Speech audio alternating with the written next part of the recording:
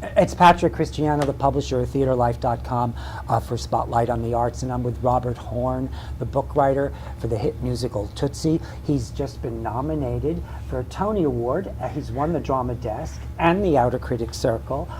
He's crazy. We'll find out if he gets the trifecta on Sunday. Yeah. Robert, thank you so much for coming My to do this. pleasure. It's really You have been so wonderful to me. I see Patrick at all the different press events, and you're always so nice and so supportive and so wonderful, and I appreciate it because I'm nervous. I get nervous. not for this. No, now I feel like I know you. Oh, okay, good. Because I didn't know anything about you except for you wrote this funny book for this movie that was one of my favorite movies that I've ever seen, that I still remember and Delled on me, and you brought it up to modern times. They brought it to 2019, and you took it from a television to the theater. Whose idea was that? Well, to take it from the soap opera to the that was sort of a collective. We were, we knew that soap operas were just not relevant now. There were elements to the movie we had to really pinpoint that say what worked in 1982 that doesn't work now, and obviously that was one of the big ones. And also, nobody wants to see a bunch of fake cameras rolling around on a Broadway stage and sort of be in that world. The question you always have to ask yourself is, why does a musical sing? When you're writing a musical, there sort of has to be in its DNA, there has to be a reason for it to be a musical. And so moving it to the stage just was a very organic idea. I actually, when I went in to meet with David Yazbek on our very first meeting, I'll tell you a little of the story, but when I got the call to go in to meet on it, I said no. I said I don't want to take the meeting. I didn't want to take the meeting. You didn't want why? Why? That's a good question. Because for a number of reasons, this is my fifth musical, but I haven't had a big hit. 13 was somewhat successful, but it wasn't. And I didn't want to have that big target on my back because I knew there was a big potential that you couldn't succeed in doing this. It's very intimidating. And I was like, maybe that shouldn't be my next project. Oh, wow. And I also felt, I'm such a big fan of Larry Gelbart. Larry Gelbart he's iconic. He's from that Larry Gelbart, Neil Simon, Mel Brooks school of writing and comedy, and they were my mentors. That's who I aspire to be like. And I felt like I couldn't put my name on his work. So when I took the meeting, when I called about the meeting, I said no, but then they said, it's David Yazbek, and I said, well, I have to at least meet with David Yazbek. I worshipped him. Because you didn't know beforehand it was David Yazbek? No, I didn't know. They just said I got a call saying they'd like you to meet. Well, I'll tell you the true story. You could edit this if it's too long, but Scott Sanders, who is our producer, and Carol Feinerman. Scott Sanders, I had done a musical called Moonshine, which was based on the TV show Hee Haw, and we did a reading of it that was very successful. The producer, Scott Sanders, came and saw it and called me into his office. He had the rights to the Sony catalog, including Tootsie at the time, and he said, go through this catalog, and what do you want to do? I want to work with you. And I had picked a different movie. It was a Judy Holliday movie called It Should Happen to You, and we started developing it. And I had come to New York for a week to work with, it was Shaman and Whitman, Jerry Mitchell, and myself. We were developing this. I know, it's a dream team. And while I was here, they called about the Tootsie meeting, and I said I didn't want to take the meeting. And my agent called back and said, Mr. Sanders said, you are here on my dime. You are taking the meeting, which I thought, good for him. So, and then they said it was Yazbek, and I said, in a second. And so I went in and met with David, and I actually kind of... Had you seen The Band's Visit?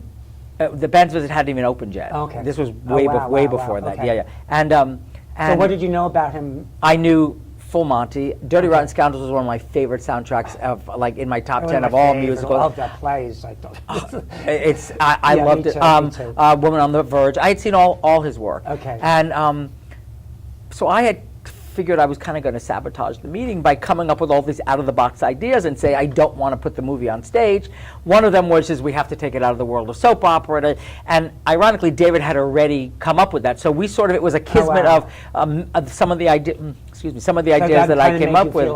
I was like, well, we're on the same page on about a lot of these things. I don't want to give away some of them because there are surprises in the show. Okay. But There were like 2 or 3 ideas that I thought were going to be controversial, and he was on the exact same page already. And so Wow.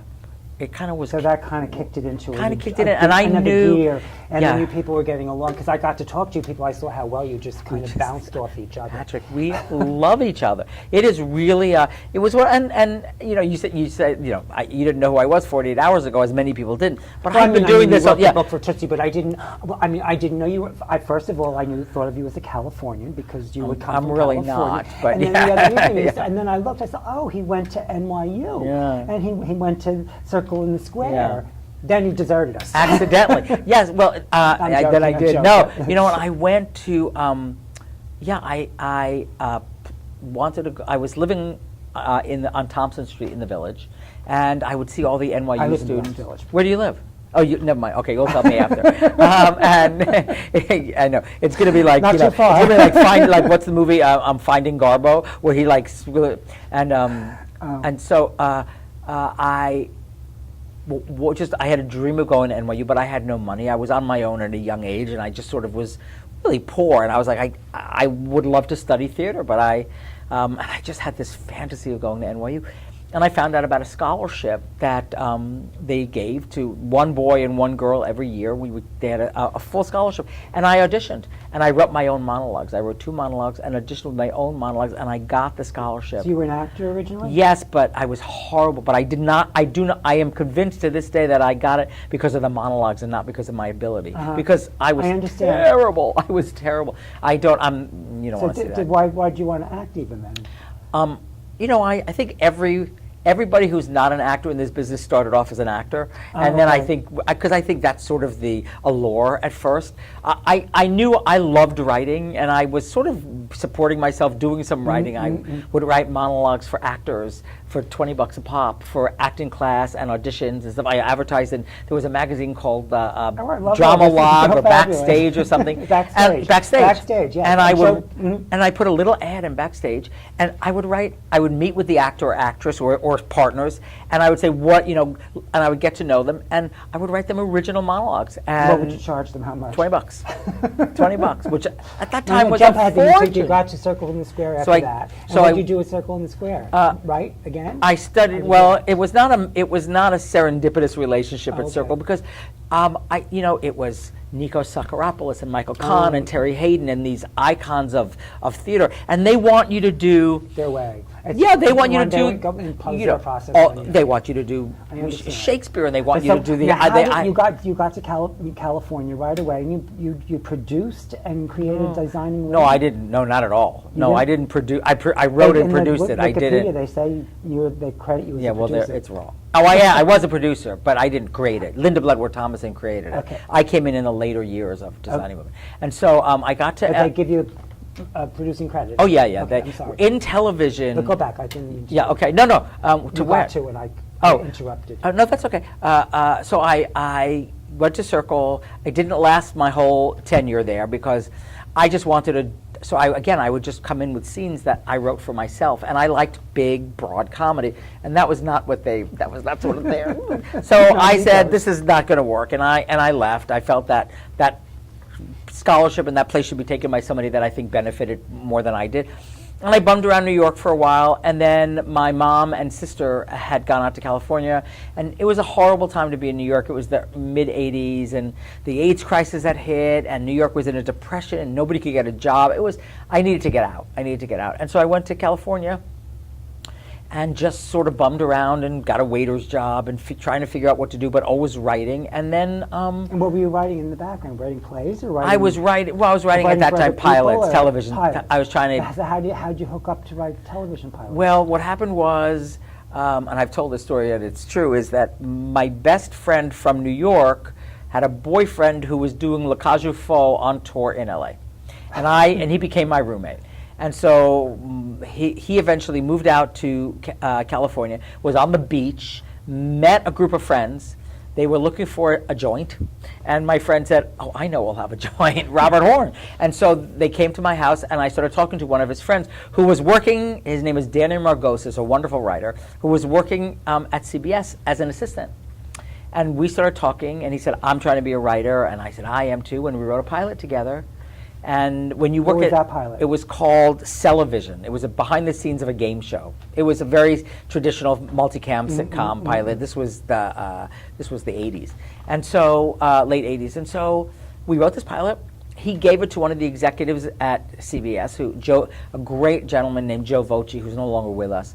And he said, "This is good. I'm going to show it to a friend of mine who's an agent at ICM." Oh, wow. That agent's name was Scott Schwartz, and the agent said, "I like this. I'm going to represent you guys." And literally 2 months later, we had our first job, and then we did a series of like. What was the first? The thing you got first job was a TV show by the. Wow, I got to remember. It was a TV show by the guy who created Barney Miller called Stat. About an emergency room, I believe, and we were hired to write one episode. And that was a comedy? It was a comedy. It was a like Barney Miller-esque comedy. And then I worked on a show called 5 Up, 2 Down, which was a remake of like The Mothers-in-Law with Diane Carroll and Cleavon Little, and just all these shows that kind of didn't. But then what happened is we got a call one day about they were looking for joke writers, for staff writers on Designing Women, and we went in and got that part, and then through a series of events within a matter of like 5 or 6 months, we elevated up and became basically the showrunners of it. Yeah. So how many years did you do Designing Women? We did the end, like the last 2.5 years of the show. I got to write. This is sort of a. See, I mean, I didn't know who you were, but that's a show that I really liked. Love that show. I don't watch television. And Really? Really, and I would watch it. There's really good stuff on now. I do the theater, and we Yeah, go to the theater every night. You It's can't too watch tired to TV. watch I know. television, and I have to go. Anyway, that's not about I me. got to write the very final episode of Designing Women, which was a 2-part episode, wow. which was a Gone with the Wind sort of spoof. And so so I did that, and then well, you can. Well, then you really kicked into high Then gear. it It kinda- seems like. I mean, yeah. you developed series for Fox and CBS. Yeah. And you worked with so many people and developed series for Jennifer Holiday. I mean, the names. Jennifer went Hudson. on. Jennifer Hudson. Yeah. Oh, I'm sorry. Yeah, Jennifer no, that's Hudson. okay. It went on and on. You worked with RuPaul, did stuff for Bette Yes, Midler. yes. You came back and forth to New York. Yeah. You did I always wanted to Dame do Edna. theater. Dame Edna. Dame stuff. Edna. Oh my God. That was such a, well, I think there are no accidents. I think. I believe the same yeah, thing. I mean, granted, I live in LA on the 405. There are plenty of accidents, but go see Tootsie. This man never But stops. when I was in LA, I had a show on the air, a very short-lived show called High Society, which was sort of an American version of Ab Fab. Absolutely fabulous. Okay, I With, love Ab Fab. Yeah, then you would love. It only lasted one season. It was a little ahead of its time. What is this, by the way? It was called High Society. It was Jean Smart, who I had met from Designing Women. I love her too. Mary McDonnell from Dances with Wolves and Academy Award, and Faith Prince, and it was sort of my version of Ab Fab before Ab. So anyway, and after that show was over, Were they drunk too most of the time? Jean Smart was a drug addict, alcoholic. It wasn't Ab Fab. It was sort of just inspired by. I had gone to London and seen Ab Fab, and I said I love this. So I wanted to write a show about two sort of best friends who are very eccentric and over the top, and so. But after that show ended, I got an overall production deal at Warner Brothers, and I got a call from the head of Warner Brothers asking me if I would take a meeting with the legendary Bob Boyette, who at the time was Miller Boyette. So I don't know if Miller Boyette, Full House, Family Matters, TGI, they coined TGIF. Got it. And Mr. Boyette and I did a pilot together and became very, very good friends. What was that pilot? Do you remember? Yes, it was called. It was called. What was it about? It was a pilot about just the friendship of these two girls. It was Christine Taylor, who went off and then married Ben Stiller, but I think they're no longer married. And I forgot. God, it was a long time ago. It's okay. And it was fun, but it didn't get on the air. It never made it on. You would But remember it if it but did. yeah, you would remember. But Bob and I became very, very close friends, and all we did was talk about theater. And when he left, and he's a very loyal man. And when he left L.A. and came to New York and became the impresario, producer that he is, 10 Tony Awards, he made that deal to bring all the plays over from the National. He developed dozens and dozens of musicals. He called me, and he remembered me and knew I wanted to do theater and gave me my first break, and it was Dame Edna. He said, we've got this show. Dame Edna, we want to bring somebody in to work with Barry Humphries and just sort of have fun. And he said, I think you'd be the guy. And he did, and that gave me my first job. Well, it was also a perfect match. It was great. The man is a genius. He's a genius. And it's very interesting, too, because he is so both protective and possessive of, because he has many characters that he's done. In America, we know Dame Edna, but in Australia, he's known for many, many characters, sort of like what Carol Burnett would be. Mm-hmm. And so it was very interesting. When he's Barry Humphries, he will never talk as Dame Edna. You have to be Dame Edna. He will talk about her, but he won't. He would well, not. I understand because you're only giving an affectation, and you're not really sinking into the full embodiment of what it's all about. Yeah. And because anyway, yes. Yeah, I can tell you're an actor because that was what he would say, and it was very interesting. And but it was an incredible. Had to cut your teeth on that as your first real gig. It was great. He's brilliant. Yeah. The Dame Edna stuff was fabulous. So yeah. I've seen your work there. I laughed my tushy off at all those jokes. And it was it's fabulous. And it sort of was in my wheelhouse of what I like to write. And then that ended, and I got a call again from Bob Boyette saying there's a show. It was called Lone Star Love. I don't know if you remember that whole Randy Quaid crazy drama stuff. It was that show. And then I went and we did that show, but you could Google Randy Quaid Lone Star Love and you'll see it was a whole crazy thing. But that, and then he called and said, there's a musical in LA, I want you to come and see it, and I did. And he said, we're going to bring it to New York, but we're looking to bring another writer in to sort of do work on it, and that was 13. And so I worked on 13 with Jess Robert Brown, and that. But now this is so really you will go off to California, but theater is really in your blood, and you keep really getting pulled back to wanting to do Broadway all the time. And so this is almost a dream come true to have not almost this hit. It is, and you don't, you'll relate to this. You never go into a project thinking or planning on it being a success or not. You just do your show. Right. It's the same with actors. Mm-hmm. You don't say, I'm going to win a Tony. This is going to. You go in and you do your show. You do your job. You do your work. And sometimes it takes off. Sometimes it doesn't. Sometimes an audience connects with it. Sometimes they don't. If they don't, it doesn't mean it's bad. Love what you're doing. Yeah. Yeah. But one of the things that I was curious about, you talk about writing for so many different people and writing these monologues for other people. Yeah. And how and when we were talking, one of the times you said then Santino got attached to the project really early and it inspired you. So having someone like that, knowing what they do, does that you get them so you're inspired to write truly, for them? Yes. You write with them. With them, yes. And for them, yes. Obviously there was a character that existed in the movie, and that's sort of your where you start from, yes. But then you get Scott Ellis to come in, and not only that, but then he says, I'm only going to do this if Santino Fontana is my leading man. And David and I were like, okay, I knew I had seen him in Cinderella. I didn't know him all that well. Right. And he came in and we did a table read, and after that table read, I was like, holy crap, it was amazing. It was just, I think. And what do you pull out of that? What do you pull out of something like that you hone into to write for or with? What do you see? Yes. What is it you see that well, you can I take away? That's a whole other episode. But I will tell you briefly. I hear rhythms. How somebody.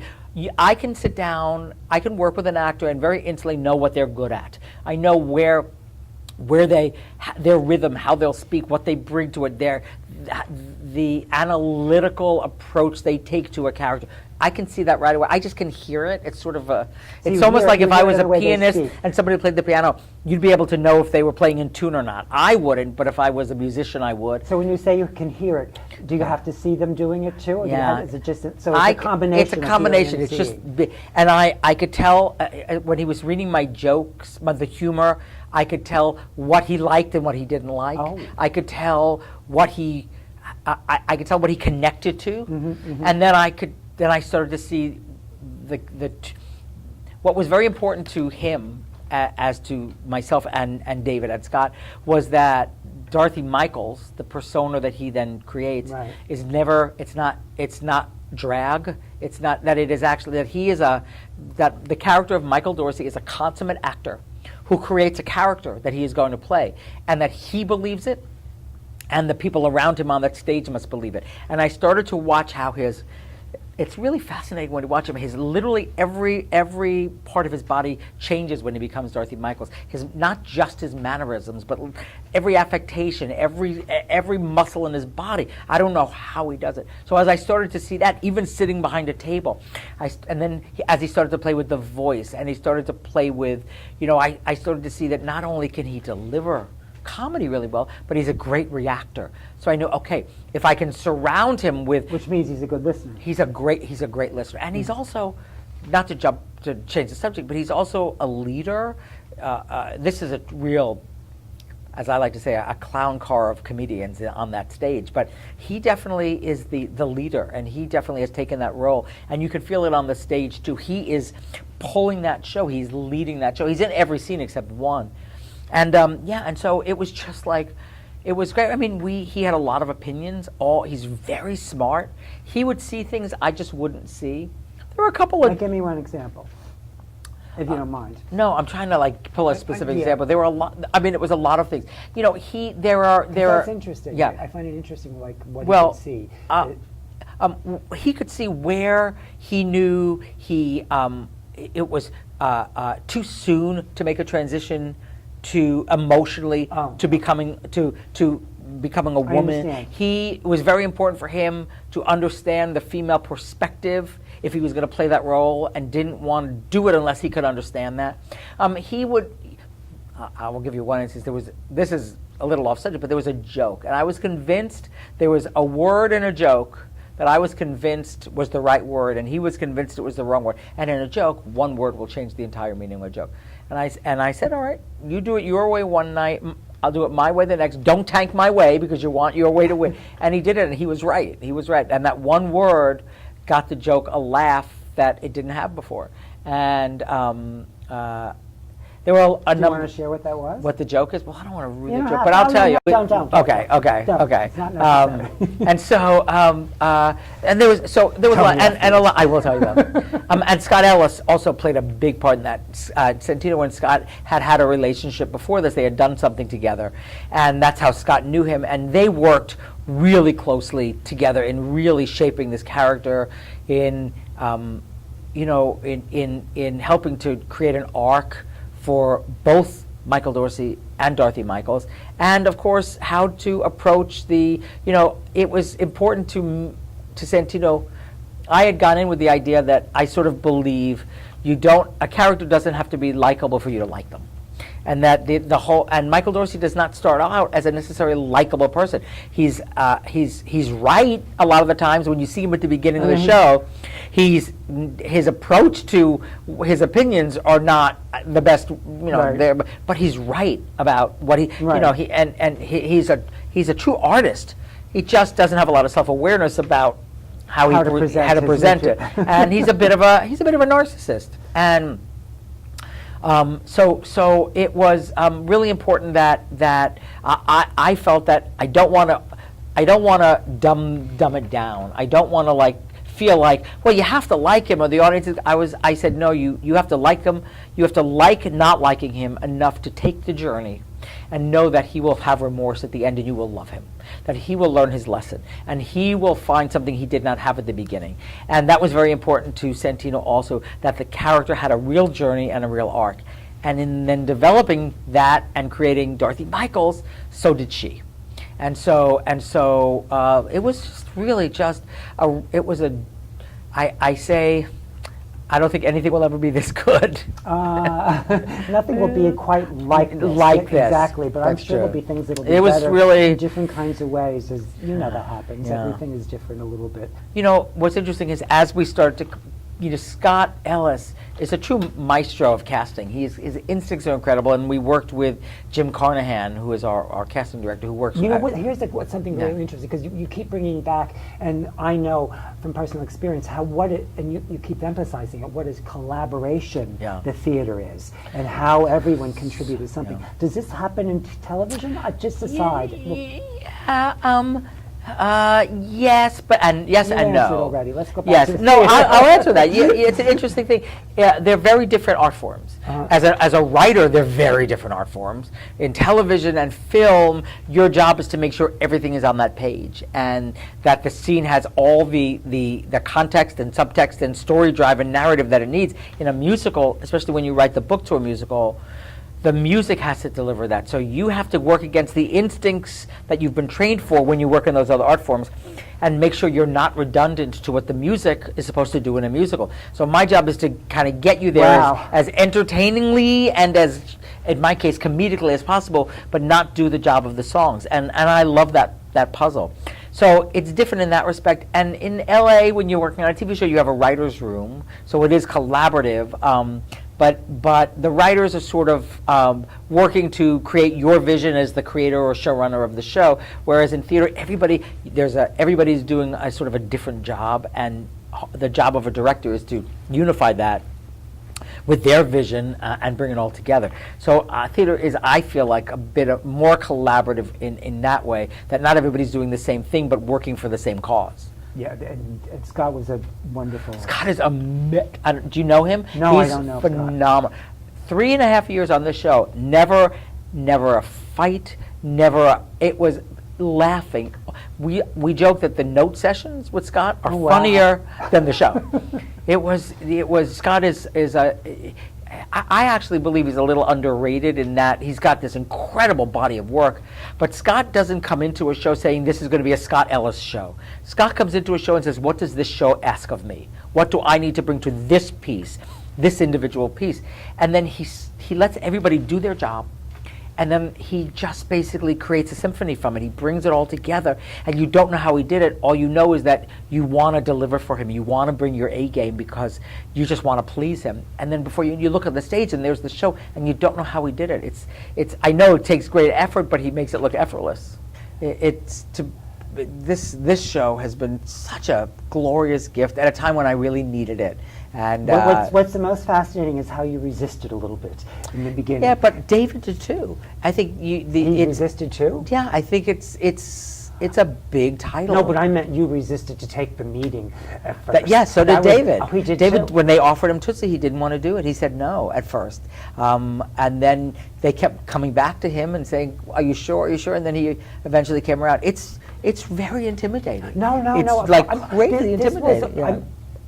I sat back and basically said, let's see what they're going to do with this movie. A lot of people did. I mean, this is a movie that I love, and I thought, how can you do this on the stage? I thought instantly that it's not possible. I love that you were a doubter. I do. I love it because it's why I enjoyed it more the second time, because I was coming back. Okay, let's see what they're going to do. I was like, show me. I love that. I love that because that means you've done your job. It means because we knew we had to accomplish that, and it was not easy. It was not easy. Well, congratulations! Thank you, Patrick. Congratulations for all the accolades. We all know you've got the nominations, so the nominations are the real. Chris Jones and Tammy Faye Baker. Wow. Yeah. Now, have you worked with her before? I have not. So did you meet her yet? Oh my God, yes. Oh, I love everything her. you want her to be. She is and more. Because I know. Was it going to be pleasure writing for her too? My God! Got her rhythms. We're already. I mean, she is very connected to the life of Tammy Faye Baker, who played a very important part of her faith growing up and her life, and she's really connected to this woman and has very strong ideas and thoughts. It's fantastic. It's so it's resonating already, and it's every time we talk, it like bubbles up, and it's Kristen Chenoweth. It's Kristen Chenoweth. Yeah, pretty great. Got her on my phone. That's all I'm going to say. That's worth everything. I'm sorry.